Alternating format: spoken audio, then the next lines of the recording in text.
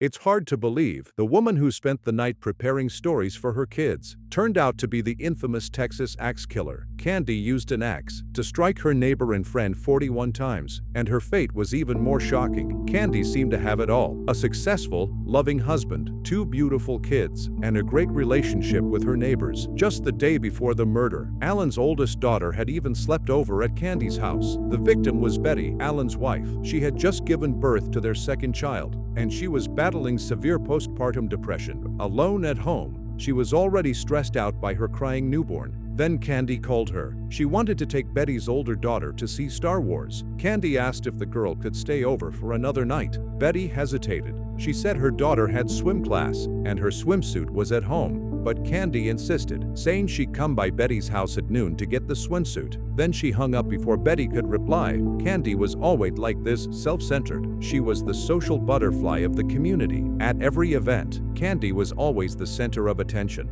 Betty, meanwhile, had been waiting for her daughter to come home to ease her loneliness. But now, stuck alone with a crying baby, her anger began to build. She even called Alan's boss to complain about her husband being sent out of town for work on a weekend. This left Alan embarrassed at work. Later, when Alan tried calling home, Betty refused to answer out of guilt. That's why it took 13 hours after her death for anyone to find her body. Meanwhile, Candy dropped her kids off at a community event. She planned to stop by Betty's house for the swimsuit, then meet up with her kids later for their school performance. But that decision led to an unthinkable tragedy. As her children's performance began, Candy was nowhere to be found. In reality, she was speeding home in a panic. Her hair was wet, she had a cut on her head, and an injury on her toe. At home, she frantically threw her clothes in the washing machine. By the time she arrived at her kids' performance, the show was already over. Candy explained she had gone to Betty's, then stopped at a convenience store. Her watch had apparently stopped working, making her lose track of time. Candy usually wore flip-flops out, but to hide her toe injury, she put on sneakers instead.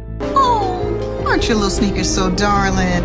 I'm used to seeing your beat-up shower shoes. Meanwhile, Alan stopped by the bank. He was planning a getaway with Betty after his trip, but when he tried calling Betty to share the news, there was still no answer. He felt uneasy, but his flight was about to depart.